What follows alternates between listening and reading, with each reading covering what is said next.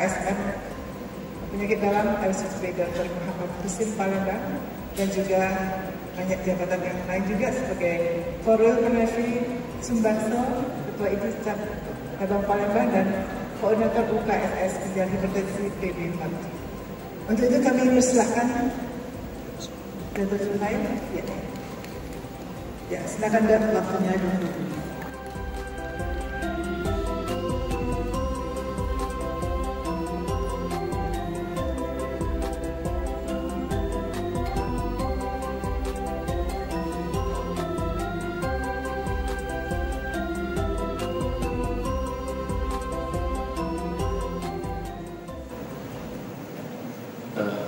Terima kasih Dr. Yeni. Assalamualaikum warahmatullahi wabarakatuh. Selamat sore. Terus terang ini di luar prediksi saya. Saya membayangkan bahwa kalau sesi terakhir di Bali biasanya sudah banyak yang jalan-jalan kok. Karena saya sendiri selalu mengatakan Uluwatu GWK itu hanya ada di Bali. Kalau ilmu ada di mana-mana. Tapi alhamdulillah semuanya haus ilmu. Tapi sekarang masih penuh. Hanya bedanya ada yang kelihatan, ada yang tidak kelihatan.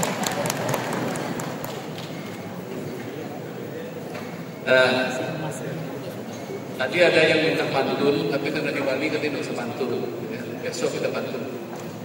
Saya diberi tugas untuk bicara tentang bagaimana tekanan darah bisa memperlambat progresi dari penyakit ginjal kronik, dan bagaimana satu strategi yang kita terapkan dapat memperbaiki outcome yang kita harapkan pada pasien-pasien kita.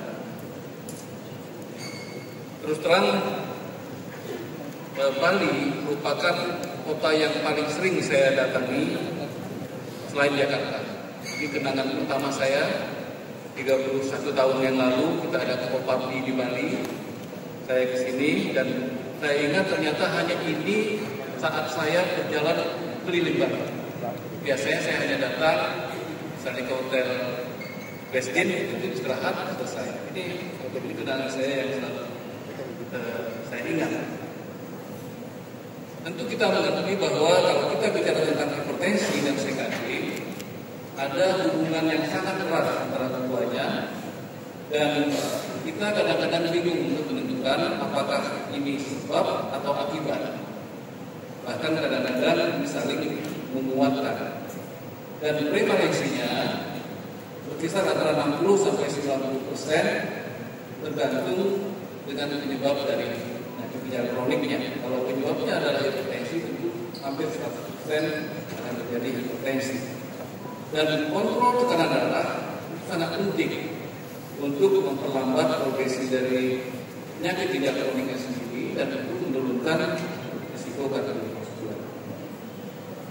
Kalau kita bicara tentang patofisiologi hipertensi pada penyakit ginjal kronik, paling tidak ada 4 alasan yang dapat menyebabkan hipertensi. Yang pertama adalah retensi garam dan air, yang kedua aktivasi dari sistem RAS, yang ketiga disfungsi endotel dan oxidative stress, dan yang terakhir adalah aktivasi dari sympathetic nervous system.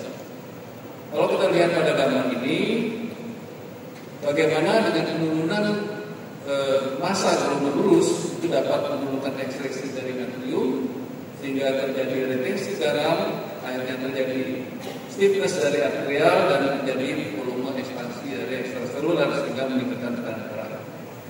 Sedangkan meningkatnya renin dapat meningkatkan angiotensin 2 sehingga menyebabkan lagi-lagi terjadinya gangguan dari vasokonstriksi. Patofisiologi yang ketiga adalah disfungsi endotel yang juga dapat meningkatkan vasokonstriksi, sedangkan yang keempat yaitu terjadinya overaktivitas dari sympathetic nervous system itu dapat menurunkan retensi garam, akhirnya terjadi darah.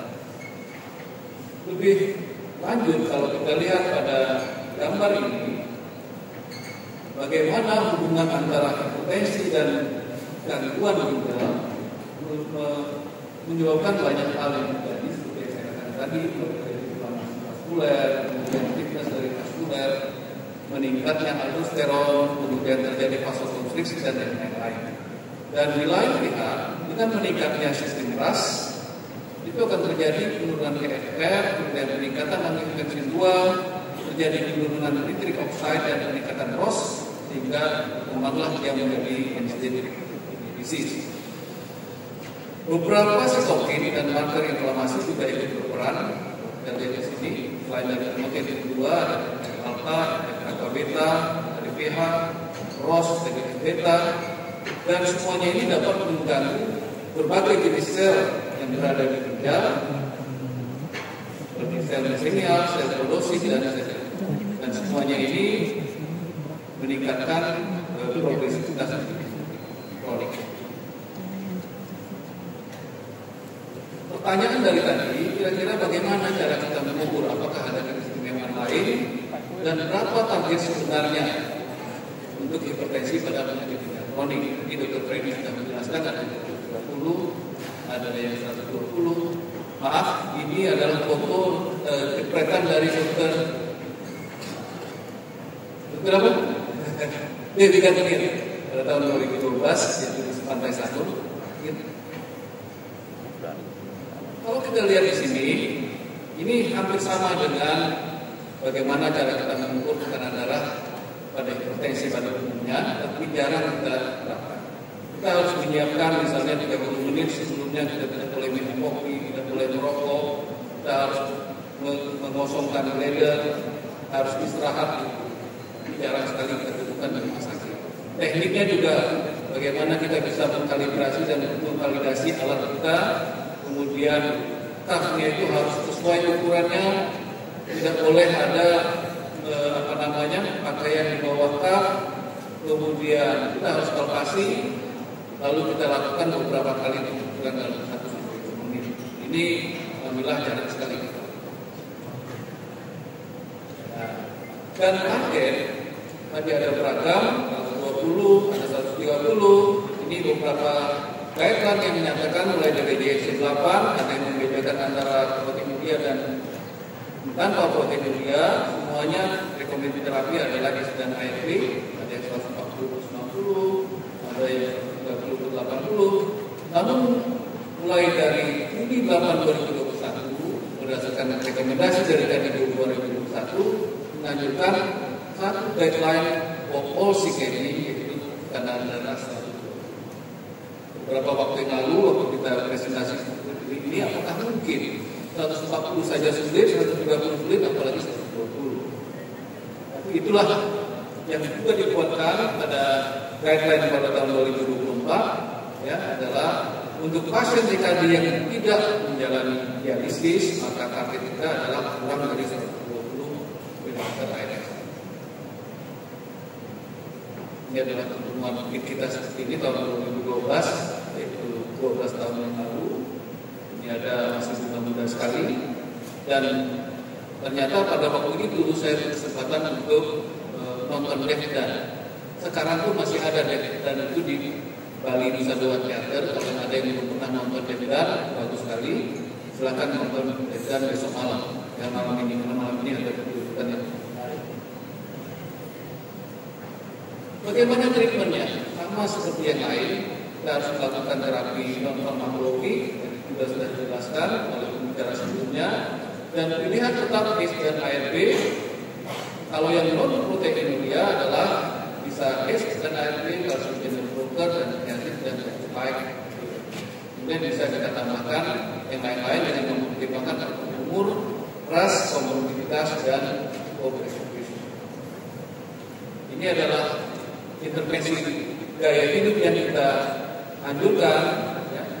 Intake sodium, aktivitas fisik, kemudian menurunkan berat badan, dan ternyata modifikasi gaya hidup ini sangat berperan baik dalam hipertensi, kemudian pada kidney injury, pada insulin resistance, sehingga dapat menyebabkan terjadinya tadi pada pasien-pasien kita.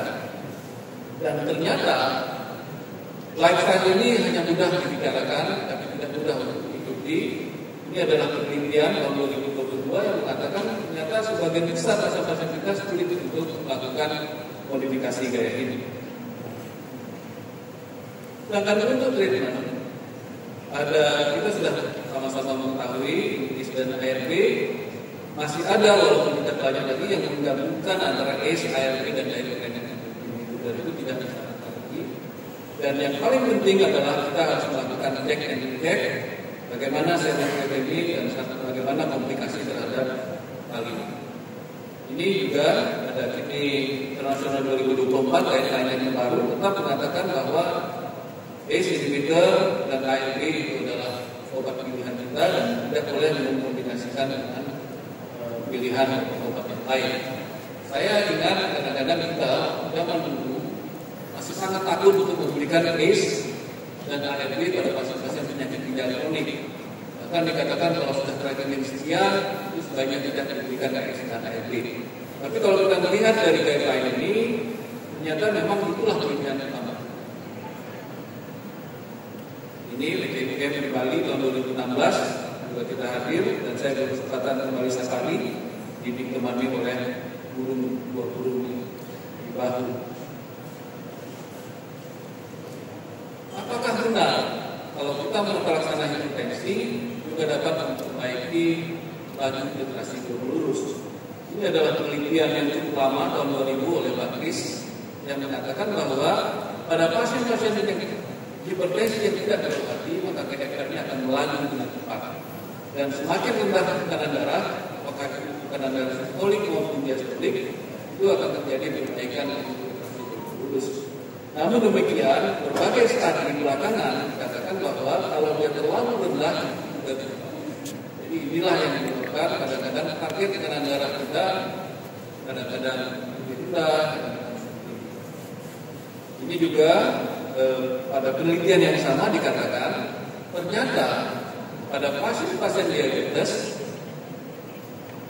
kontrol tekanan darah yang lebih ketat itu lebih baik daripada kontrol gula darah yang baik pada stroke, kemudian beberapa endpoint dari diabetes dan komplikasi mikrovaskuler termasuk penyakit ginjal kronik.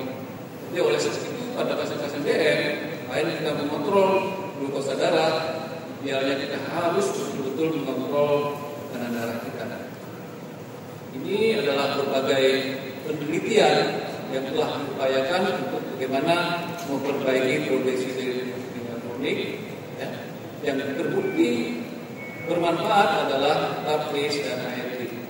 Dengan kombinasi DRI, glukosaminoglikan dan antiinflamasi lain-lain sampai saat ini belum terbukti bermanfaat. Ini juga beberapa trial dari pemakaian ARB baik pada normoalbumin, pada mikroalbuminuria dan pada proteinuria yang lanjut. Ini kondisi yang dikatakan cukup banyak penelitian yang sudah dilakukan. Salah satunya adalah Irma 2 yang sangat terkenal. Dia dapat menunda tingkat kejadian diabetes mikrofagi dan memperbaiki di albumin. Demikian juga pada tahap yang lebih lanjut ada diabetes mikrofagi. IgA ini membuktikan bahwa dengan pemberian hipersatan itu dapat memperbaiki end-stage renal disease, memperlambat end-stage renal disease dan mengurangi doubling syndrome. Demikian juga dengan penelitian losartan yaitu renal study membuktikan bahwa dengan pemberian losartan itu dapat menunda dan menghambat terjadinya end-stage renal disease bahkan terhadap kematian. Ini adalah penelitian ACE, Ramipril, bagian dari HOPE yaitu RAIN trial, juga mengatakan bahwa Ramipril bermanfaat dengan residual risk 23,1%.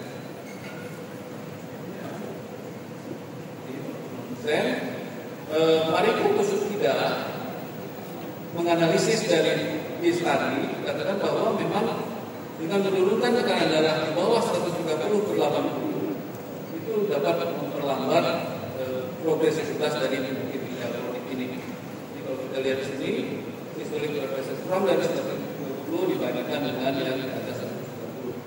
Ini dapat memperbaiki dan memperlambat darah. Ini apa? Bagaimana kita monitor dan bagaimana usaha-usaha kita ke depan? Yang seperti yang saya katakan tadi, yang paling penting adalah bagaimana kita mengontrol tekanan darah, kemudian mengontrol dan monitoring fungsi ginjal, baik EGFR maupun serum kreatinin, dan yang juga harus kita perhatikan adalah monitoring efek samping. Yang paling sering kita temukan adalah hiperkalemia. Ya. Kemudian bagaimana cara kita testing terapi, ya, berdasarkan respon dari tekanan darah dan fungsi ginjal. Kadang-kadang kita hanya bisa mampu menaikkan, kalau sudah normal apa masih kita turunkan, faktor-faktor yang perlu. Ini adalah guideline Kandiko 2002, bagaimana kita memperhatikan serum kreatinin dan potasium. Kalau dia normokalemi, ya, sedangkan peningkatan kreatinin kurang dari 30%, itu dosisnya bisa kita tambahkan. Namun kalau dia hiperkalemi, kita harus lihat bagaimana dokter-dokternya, kita pertimbangkan kemudian diuretik, sodium bikarbonat, dan potasium. Kalau dia peningkatan kreatinin yang lebih dari 30%, kita harus cari apa kira-kira penyebabnya. Apakah karena X dan ARB atau adanya terjadinya kemungkinan aki atau kurangnya volume cairan, dan kita harus perbaiki lagi, consider beberapa hal seperti renal artery stenosis. Jadi dikatakan kalau ada hiperkalemi, X dan ARB-nya langsung stop, tidak. Jadi kita harus betul-betul melihat, kita kasih binders, seperti sekarang ada beberapa binders yang baru yang efektif. Kalau tidak berhasil, baru kita stop atau turunkan dosisnya. Bagaimana tantangan kita? Kita mengetahui seperti yang saya katakan tadi bahwa problem hipertensi pada CKD adalah terjadinya hipertensi resisten. Apalagi dengan derajat dari CKD yang semakin tinggi, kadang-kadang sudah 3-4-5 obat ternyata tekanan-tekanan belum kontrol. Kemudian juga efek sampingnya, dan yang juga sangat penting adalah bagaimana menilai kontrol tekanan darah dan menjaga ginjal. Oleh sebab itu, yang harus kita pikirkan tentu bagaimana kita bisa mendapatkan terapi farmakologi yang baru, bagaimana kita bisa melakukan pendekatan medicine pengobatan secara personalized, dan yang juga kita pertimbangkan adalah untuk pasien-pasien yang rutin berobat dengan kita sarankan untuk kita waktu dapat melakukan medicine. Ini adalah strategi sesuai dengan tujuan kita untuk mengatasi penyakit ginjal terhadap hipertensi. Ini ada 6 strategi yang diusulkan oleh Palome Pinon. Yang pertama adalah bagaimana cara kita memitigasi penyakit ginjal terhadap hipertensi. Bagaimana cara kita meringankan beban itu, ya, yaitu dengan early detection, awareness, lifestyle tadi. Kemudian kita harus segera selalu monitoring fungsi ginjal. Yang kedua, bagaimana cara kita mendeteksi adanya CKD. Yang lain adalah kita monitor albumituria dan EGFR. Kemudian kita pelajari bagaimana diagnosis bukan hanya pada office, tapi juga ambulatori dan hospital. Kemudian target tekanan darah kita sudah tetapkan 120/80. Kemudian yang terakhir pengobatan kita sudah tahu bagaimana cara kita memberikan X dan ARB, dan bisa kita pertimbangkan pengobatan yang lain yang kita katakan predikatif apakah ini SGLT atau RNA. Saya kira dengan demikian mudah-mudahan strategi ini bisa dapat memperbaiki program yang akan dilakukan. Sebagai rangkuman yang dapat saya berikan, kita sudah belajar bersama bagaimana manajemen tekanan darah yang baik dapat menunda atau memperlambat terjadinya proteksi ginjal kronik. Kombinasi antara lifestyle dan farmakoterapi sangat penting, ada pilihan yang lain, dan kontrol tekanan darah dari berbagai penelitian bukti dapat memperlambat progresi dari penyakit dan menurunkan kardiovaskular risiko. Dan juga tidak kalah pentingnya adalah pengobatan yang berdasarkan evidence dan tata laksana secara personalized itu akan sangat baik dalam melambat. Lagi monitoring yang reguler dan edukasi pada pasien-pasien kita adalah hal yang sangat penting. Terakhir saya ingin memberikan kenang-kenangan. Ini adalah Kongres Nasional terakhir tahun 2021 di Bali. Yang menarik di sini adalah karena masih dalam suasana pandemi, kita semua masih memakai masker. diet kemarin, saya coba-coba cari di mana wajah saya, ternyata tidak ketemu. Tahu saya di mana? Saya ada waktu itu saya memimpin sidang. Ternyata saya lagi jalan-jalan ke belakang pantai di sini, tetap pakai masker. Terima kasih. Assalamualaikum warahmatullahi wabarakatuh.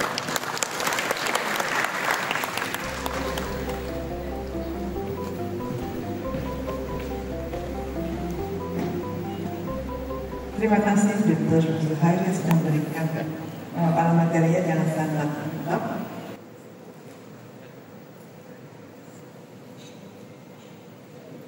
Terima kasih Dr. Fidiskesi sudah menyampaikan tentang hipertensi pada pasien-pasien dengan hemodialisis.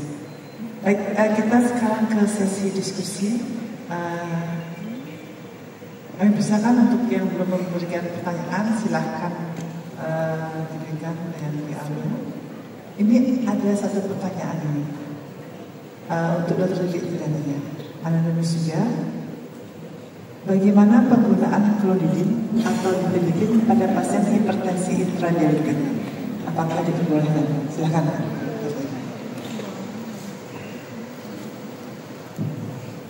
Baik. Kalau nifedipin ini adalah golongan dari kalsium channel blocker, ya. Yang dihiperpiridin, saya rasa ini bisa digunakan. Tapi kalau klonidin memang kalau kita bicara tentang jurnal ini tidak ada yang disebutkan karena ini merupakan obat yang lama yang sudah banyak tidak digunakan. Tetapi di kita mungkin obat-obat ini masih digunakan sebagai lapis ketiga mungkin. Biasanya pada pasien-pasien yang memang kita sudah menggunakan seluruh agent antihipertensi atau kadang-kadang ada kontraindikasi, tetapi belum terkontrol, biasanya baru kita menggunakan alpha blocker klonidin ini. Ya. Terima kasih Dr. Zu, ada pendapat Zu? Silakan. Ya, terima kasih. Yang berikutnya tentang spirulactone ini. Ini bisa untuk kedua orang bicara ini. Spirulactone apakah tidak berefek hiperkalemi bila dipakai pada CKD? Ini stadiumnya nggak kelihatan. Tadi kalau melihat paparan tadi ada yang pre-diabetik, ada yang diabetik, itu boleh dipakai. Silakan. Dr. Zu. Ya. Baik, terima kasih. Ini memang ketakutan kita terhadap pemberian spirulactone, ya, karena dia mempunyai efek hiperkalemi. Oleh sebab itu, kalaupun itu kita butuhkan, kita harus monitoring ketat untuk hiperkaleminya. Dapat diupayakan, walaupun belum menjadi guideline terutama untuk pasien-pasien DM, sekarang sudah berkembang apa yang kita sebut sebagai non-steroid MRA. Jadi kalau memang itu kita butuhkan, ya, dapat kita berikan baik itu MRA maupun non-steroid MRA. Terima kasih. Ya, terima kasih. Terus mungkin Dr. Lili ini. Tadi teman-temannya juga mengatakan bisa menjadi pilihan ya pada pasien dialisis. Betul. Ya, memang penelitian juga mengatakan demikian. Prinsip tadi juga dari safety-nya, salah satu yang menyebabkan penelitian itu banyak dihentikan, pasien yang dihentikan itu adalah efek hiperkalemi dari mineralocorticoid reseptor antagonis ini. Sehingga intinya apa? Intinya kita harus mengenal pasien kita. Karena pasien hemodialisis itu tidak semuanya hiperkalemi, tapi ada pasien juga yang selalu hiperkalemi. Jadi kita berikan pada mereka yang memang sehari-harinya dia tidak hiperkalemi, tapi kalau kita sudah tahu, ya jangan diberikan. Ya. Ya, terima kasih dan tentunya memang kita harus hati-hati, apalagi pasien kita sudah pakai ACE atau ARB, tambah lagi golongan mineralocorticoid ini, ya harus hati-hati, apalagi dialisisnya tidak adekuat ya. Jadi harus hati-hati lagi. Ini terkait dengan hipertensi intradiabetik lagi nyambung yang tadi ya. Apa yang biasa diberikan untuk hipertensi intradiabetik? Apakah ISN yang direkomendasi atau apa gimana? Tadi klonidin boleh-boleh saja ya. Karena silakan. Ya, kalau kita bicara dari jurnal nggak ada ya, tidak dianjurkan untuk menggunakan ISN. Tapi kalau memang misalnya itu dipakai, ya saya rasa setiap kita memilih obat, maka kita harus tahu indikasinya, harus tahu kontraindikasinya, dan harus tahu apa yang harus kita monitor efek dari obat tersebut. Prinsipnya seperti itu. Ini masih hipertensi sekali, rupanya analisis mungkin sebaiknya diberikan sedikit komparasi. Kalau hipertensi sekali, apa yang harus kita lakukan? Tidak dapatnya apa? atau hipertensi intradiabetik. Jadi ini pasien kan diagnosisnya sebenarnya seperti itu ya, dalam beberapa kali pemeriksaan ya, dalam minimal 4 kali betul sesi HD menyebabkan peningkatan suhu milimeter merkuri ya. Nah kalau pada pasien ini memang pilihannya apa? Kalau kita lihat dari penelitian, maka yang utama itu adalah beta blocker, karena kita tahu bahwa sebenarnya salah satu efek hipertensi intradiabetik itu adalah simpatis yang meningkat, ya, simpatis yang meningkat selain dengan renin, angiotensin, aldosteron meningkat. Ini beda dengan pasien yang overshoot ya, overshoot. Mungkin beda dengan yang overshoot. Jadi kalau kita lihat hipertensi, ini pasien hipertensi intradiabetik yang sering sekali terjadi, kita juga harus tahu ya, apakah ini diakibatkan misalnya ultrafiltrasi yang terlalu cepat, ya, apakah ada faktor-faktor yang lain, ya. Itu juga mesti kita perhatikan. Kalau memang misalnya ini pasien kadang-kadang kan sering kali gini, pasien kita itu ada yang kenaikan intradiabetik ini 4 kilo sama perawat 4,5 jam langsung 4,5 kilo, kadang-kadang ada yang 5 kilo. Nah ini juga perlu diperhatikan. Mungkin apakah ini masuk memang hipertensi intradiabetik atau sebenarnya overshoot karena tindakan kita. Jadi ini juga mesti kita perhatikan juga ya, apakah kita mesti menurunkan ultrafiltrasinya ya. Jadi yang non farmakologi seperti ini kita mesti lakukan dulu evaluasi dulu dan kita lakukan. Sedangkan kalau hipertensi intradiabetik itu tadi ya, bahwa ini setelah pengamatan kita melalui pengamatan ya, bahwa pasien ini memang selalu hipertensi pada saat dia dilakukan dialisis. Itu tadi definisinya ya, minimal 4 kali pemeriksaan dari 6 kali berturut-turut. Ini dibedakan dengan overshoot karena resep dialisis kita. Ya, baik. Terima kasih. Ini ada sektor masih ada waktu ya. Ada waktu sedikit. Ini untuk bisa bersuji. Untuk pasien kardiak dengan NTG dosis maksimal ditambah bradipin, ditambah klonidin. Pak ini hilang pertanyaan saya. Ya baik. Kita ke pertanyaan berikut tentang pemberian potasium binder. Sesekali saja, apakah pemberian ACE dan ARB masih bisa rutin? Misalnya pasien kita curiga cenderung bakal ini.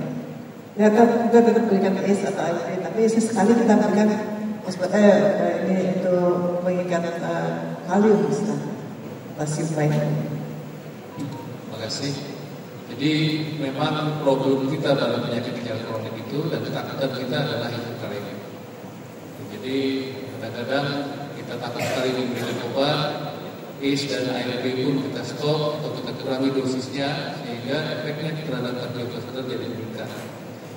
Salah satu faktor masalah potasium binders ini adalah tidak banyak potasium binders yang bisa dipakai jangka panjang, sehingga kita bermain di dosis ataupun penyetopan dari ACE, ARB maupun MRA.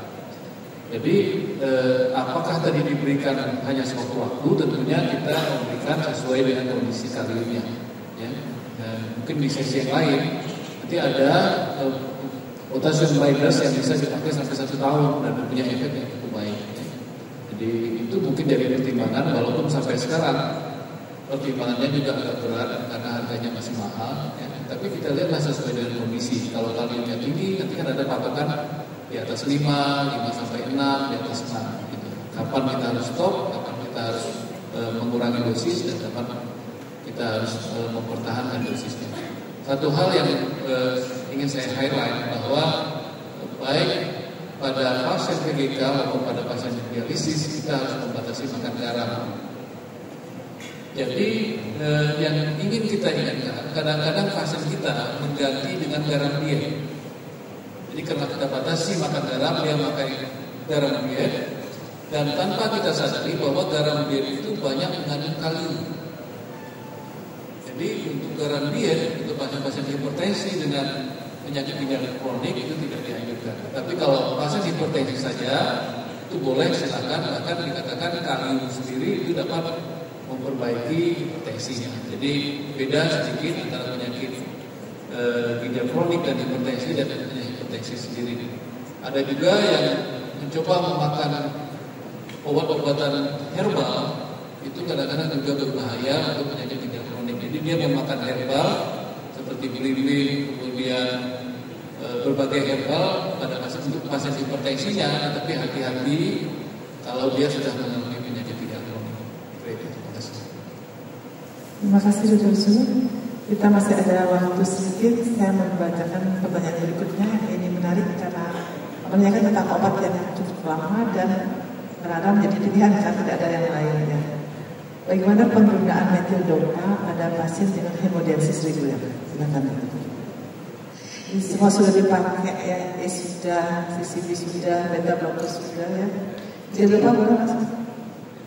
Betul, ya. Jadi ini kan maksudnya alpha blocker ya. Jadi alpha blocker ini adalah pilihan ketiga ya. Jadi setelah kita sesuai dengan rekomendasi, misalnya beta blocker, calcium channel blocker, mineral corticoid, reseptor antagonis, ACE inhibitor, ARB, dan kalau dengan itu masih belum terkoreksi, belum terkontrol dengan baik, baru alpha blocker di sini masuk.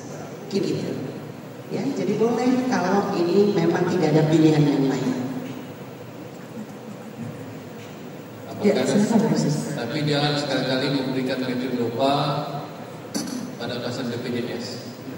Pasti ditolak kalau tidak hamil, gitu ya. Jadi sarannya harus hamil dulu, baru pakai metildopa, walaupun itu di luar nalar kita.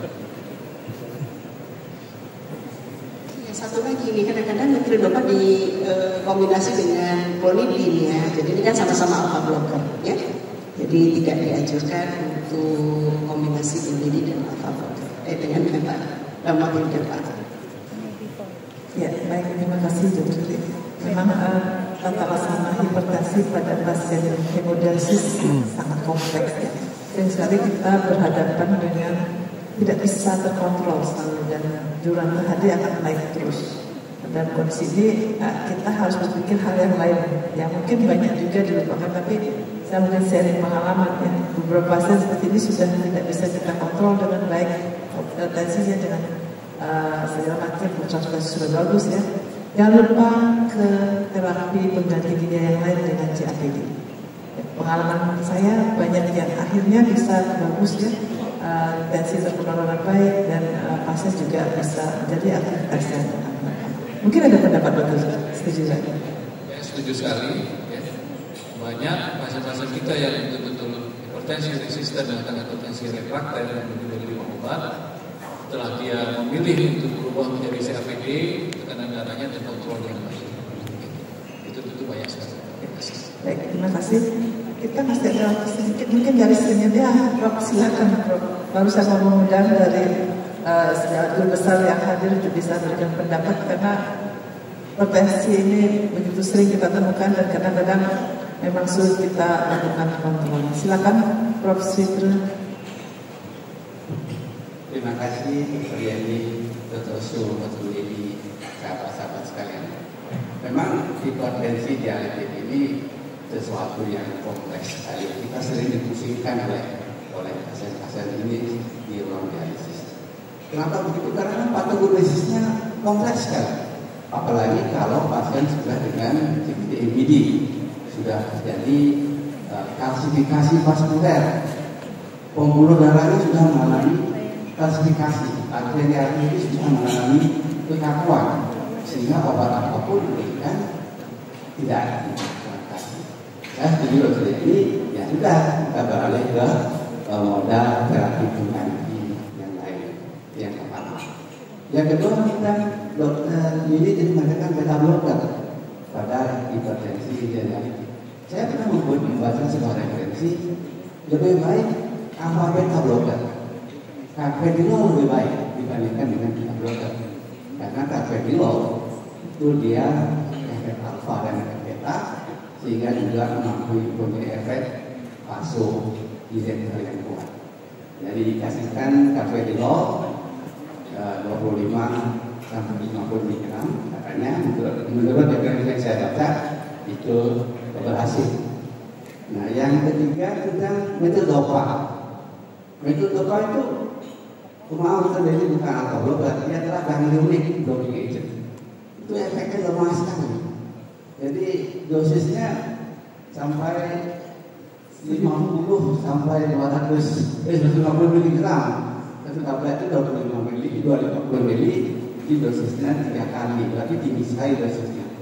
Jadi hampir tidak berefek karena lemah sekali. Dia adalah termasuk yang memiliki pengajian dan baik sekali para yang hamil juga. Komentar saya, terima kasih. Ya, terima kasih Prof atas tambahannya. Sebenarnya banyak sekali ada pertanyaan, tapi karena waktu kita sudah habis ya. Nanti kalau ada yang ingin berdiskusi silahkan menanyakan langsung kepada kedua pembicara. Saya dan hati akan mengajak berdiskusi. Terima kasih Dr. Dr. Suhail atas materi dan diskusi yang sangat menarik. Terima kasih kepada seluruh peserta yang setia ikut sampai terakhir. Dan demikian kita akhiri sesi yang terakhir ini. Selamat sore.